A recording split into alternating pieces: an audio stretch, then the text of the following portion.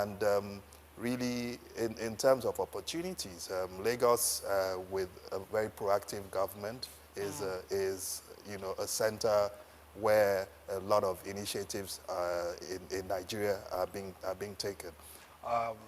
There's a lot of partnership opportunities that we can tap into with major multinationals that operate within Lagos State or within the country. That's good.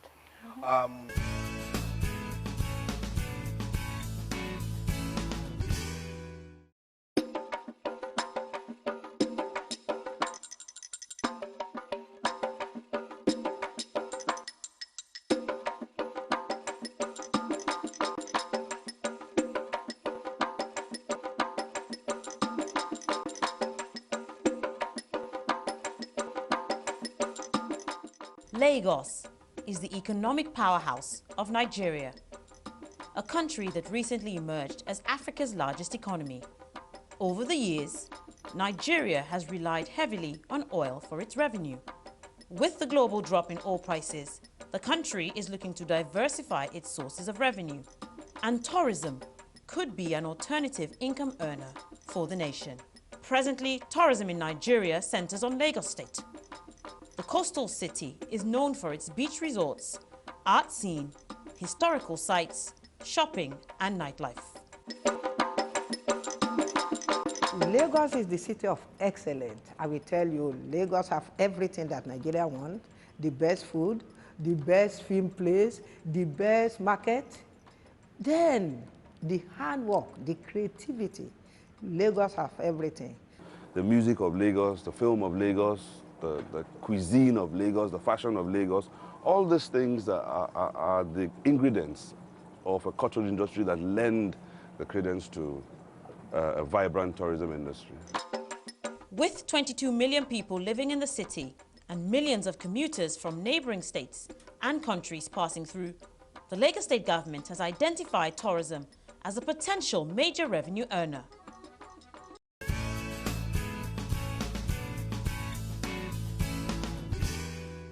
Welcome back. This is Lagos Global on TV. If you're just tuning in, we've been discussing sectorial opportunities in Lagos State. I still have here with me the Honourable Commissioner for Science and Technology, Mr. Odubiyi. And of course, here with me is the former CEO of Skye Bank, Mr. Durosinmi-Etti. Thank you so much for coming. Thank you. Now, I'll take my question from the last discussion we had. I still want you to buttress more on the opportunities when it comes to ICT in Lagos State. People really need to know more about that. Okay. The opportunity in the area of ICT is very immense. Yes. But I would, rather than just focus on ICT, I'll address the ICT. Okay. Because you see, the ministry has two focuses, which is on science aspect and the ICT aspect. Okay. But over the years, we'll be more into the ICT. But I'm going to answer basically in terms of both. Okay. Now, firstly, I would talk about research work. Okay. There's a lot of partnership opportunities that we can tap into with major multinationals that operate within Lagos State or within the country. That's good. In terms of product research or engineering or whatever we call it, you see that most of these activities are still done outside of the country. And they do the research outside, they bring the product back into the country for our consumption. Now, we're looking at a scenario whereby all the majority of the research work will be done in collaboration with our local tertiary institutions. That's good. You know, will be done locally. There's a lot of gains, or there are lots of gains within that partnership. Also, if you look at the entire technology ecosystem, we would see that there are new market opportunities, particularly in the area of e-commerce. I believe to date, I rate the country and Lagos State well on e-commerce, but there's still room for improvement. There's still untapped opportunities within that sector. There's an organization called Anura.com, which is probably going to be one of our first major e-commerce company in the country. They're actually also talking to Lagos State and see how we can collaborate. You know, the area of e-commerce is very key. Now, if we look at other opportunities this side, I will address it from the government. Okay. Now, in terms of service delivery. Now, e-governance basically is an area that we are looking in this administration to tap into. You know, we want to provide that environment that there is ease of interaction with the government. That's You know, good. I mean, this cuts down on so many commute times. True. You know, you need information. We want to provide the platform by which you can get whatever information with ease. Now, a project that we will be delivering probably in the first quarter of next year is going to be addressing that. Great. You know, That's we've gone good. far with the project, and I think by January, February, we'll probably just bring it out. And basically, it increases the interaction or provides a better interaction between the governed and the government, between Lagosians and the government. We are a very open government.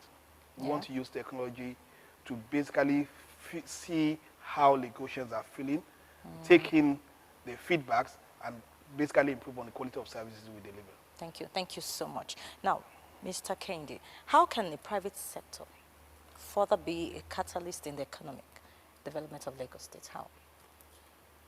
Yes, private sector can do more. I think it's down to the opportunities and the necessities.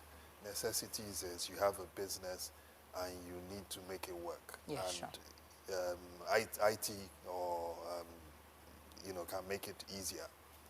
Using electronic platforms.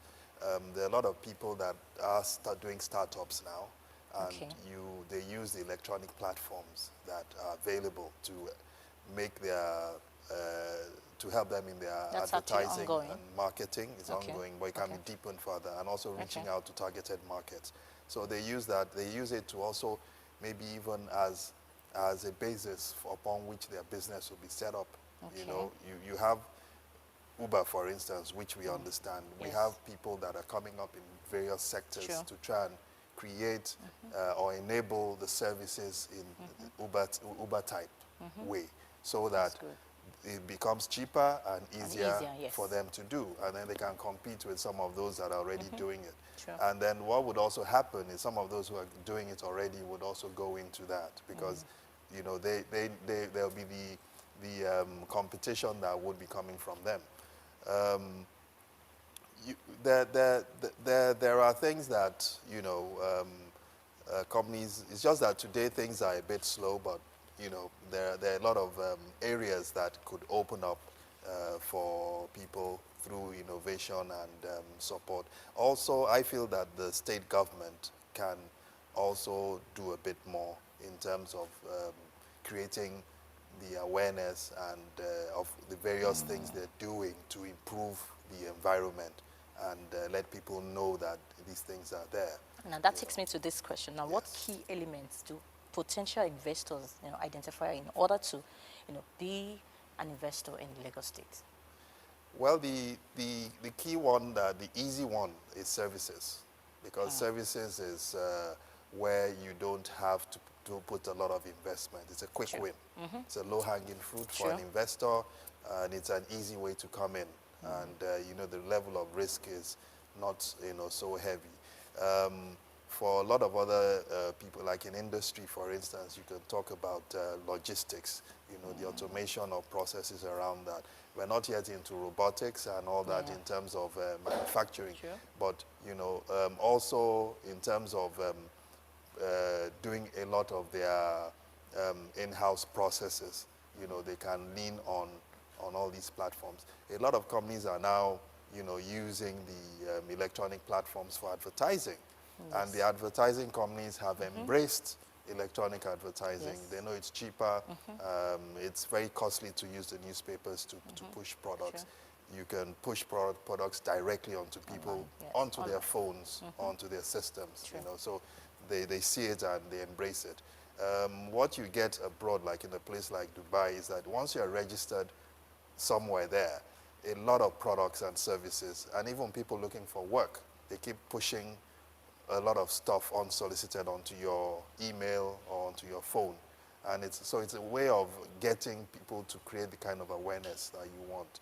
So really that is a way of doing a lot of things that are possible in Lagos. So, Honorable Commissioner, so how is Lagos State as a government helping to enhance this? Okay, thank you very much. I will start from the premise that one of the key things that foreign investors will look at is the internet infrastructure we have in the country. Now, I spoke of the smart city. One aspect of the smart city is the metro network. Yes. By this, what we're trying to achieve is to drive internet penetration to all the nooks and corners in Lagos State. So in terms of facilitating or creating that enabling environment for businesses to grow, we've also realized that internet penetration is very key. Most of these services we're talking about on the digital platform or electronic platform is actually reliant on the availability of the internet. So it is very critical, and it's one thing that the government is trying to address. We're partnering with the private sector in ensuring that we map out the appropriate routes to ensure that fiber is basically laid across the state. Now, from a private sector, sir, do you really think we can get there? Yes, we can. Yes, we will. Yes, we are on our way. I say that, in three ways. There's a lot that is going on. There's a lot of awareness. The state is investing. The private sector is hungry to expand, and we can see that in about 10, 12 years, we've been able to grow from mobile telephony to now data, which is the key thing. Most people are aware that data is that's the future. People talk less and people do more on data. So you find out that data is the next step. That awareness is there and it is growing. Thank you very much. Now it's time to take questions from the studio audience. Stay tuned. I'll be right back.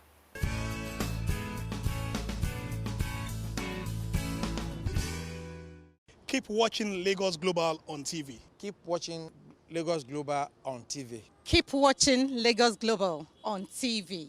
Keep watching Lagos Global on television.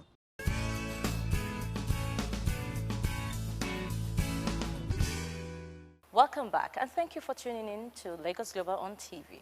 Now, Honorable Commissioner, sir, let's talk about the limitations, facing the optimization of science and technology in the states. One of the limitations I would want to bring out here is the fact that in terms of local content, stake in science and technology, we need to drive that up. As of today, most of the applications that most enterprises are running are not locally developed. And we also realize that most of the hardware that will support infrastructure locally in the country are also imported. Now, this brings a lot of cost bearing in terms of technology investment in the country, particularly given the current exchange rate regime that we're going. We know how we're playing with other foreign currencies. Now, but there's good can come out of that, really. Because maybe this is when we need to start looking inwards and start patronizing local software houses. In my discussion with some industry players, like ICT service providers, they're actually seeing a trend whereby local businesses are now saying, you know what, that software you offered us 6 years ago that we said, no, we prefer to go for the big names. Can you come back? So there is a light at the end of the tunnel. But it's something that I think the government and the private sector we need to start looking at. We need to start looking at fast, because what we are looking at is a sustainable growth facilitated by technology, and we can't afford to shy away from locally developed products. The state government is looking at how we can enhance innovative activities within Lagos State, and definitely we would have to rely on collaboration from the private sector so that we can actually jointly see the benefits of the activities of the state government. Yeah, I also want Mr. Kendi to contribute to that. So what do you have to say? Yes, I agree with the Honourable Commissioner on some of those limitations, and I'll also use his example. Software, yes, that's their benefits and advantages. You can develop them here, and they can be fairly comparable to the imported ones, but and much cheaper. So, and I've used, in my career, I've encountered some local softwares that were adequate and were very useful. But on the issue of hardware, we need to be careful. There are a lot of limitations beyond our control that it will take quite a number of years. I know, like computers, some are assembled here, but how cheap are they? How ready are we to keep doing that? You know, you might find out that you may still need to be importing some of these things. And as we develop the industries to support, whether it's petrochemical and other inputs that are required, then it can be easier to move that way. But if we want to, we shouldn't think of that as a problem today. Software is a good opportunity where we could say, yes, let us work and look inwards for hardware. Might not be, really work that way. For private sector, limitations are some of the things were touched on earlier. You know, the infrastructure reach, the cost of doing business. You know, it needs to come down. Power, you know, those are limitations as to the level of innovation, the deepening of the opportunities that are there, and the number of people that can embrace it and get on and successfully implement, their plans. You know, those are some of the areas that for me are an emphasis and need improvement on. I know the state is doing a lot. The state also works within a country. So, but those are obvious ones for me. Let's talk about the new approaches required to foster the investments in Lagos, both the local and foreign investments in the states. Well, when we say new approaches, I feel that the role of the state is to enable, create an enabling environment. Yes. You know, they know that, they're working hard on it. Like I said earlier, they're proactive. They have their limitations, which we've just expressed. But what they need to do is to find ways of improving on those limitations. I mean, like through PPPs, private-public sector partnerships. They need to improve on that. Then you can upscale and do more and provide the required infrastructure along all sectors to support not just the ICT, but the overall ease of doing business in Lagos. And, because these same factors are critical to any industry as well. Thank you so much. Mr. Odubiyi, over to you. Thank you. I mean, you touched on some particular area that the government is really focusing on, is harnessing the strength of PPP. You understand? The state government realizes that we can't go out and do it by ourselves. We get better mileage, particularly in the area of ICT-related projects, bringing in private sector experts, and both harnessing our strength. We're doing a lot in that area of PPP. When you say PPP, can you just please explain what that really means? Public-private partnership. Okay. You would like to know. Our smart city is a good example of PPP. That's great. And there are several other projects that we're doing in that line. So basically, I agree with what he just said. The government needs to partner more with the industry, and that's one of the steps we are currently taking. Thank you so much. So, Mr. Kende, let's have your final word. I think that Lagos is a good destination for foreign and local investors. I think the opportunities here are amazing. I talk to foreigners that come to work here, and they rather work here than work abroad because there are a lot of challenges. And the thing about challenges is when you overcome them or when you're able to manage them effectively. And so I think the opportunities are here. I also think the state is a listening state. The state is ready for business, looking at foreign investments as much as possible. And it's a short destination that I believe that a lot of people should look at. Lagos is big, and it's the fifth largest economy in Africa. Wow, yes. And IT is major here and is an enabler for all types of businesses. Thank you so much. Thank you very much, sir. So, Honourable Commissioner, sir, let's have your final word. Okay, thank you. I would like to close by saying that you just mentioned something that Lagos is a destination to be or to come to. But one thing we must also say is that that Lagos brand is something that has a wide acceptability. And why am I saying this? We know the downturn in global economy. And it's surprising that the number of investment coming to Lagos in this downturn surpasses what has actually come to Lagos in the past. Dubai Smart City arrangement with the Lagos state government is also an example to see that there are countries out there that actually believe in Lagos, and they buy into Lagos brand, a land of opportunities. You know, I don't think we became the center of excellence by chance. You understand? It's something that the founding fathers of Lagos have built over the years, and it's something we continue to tap into.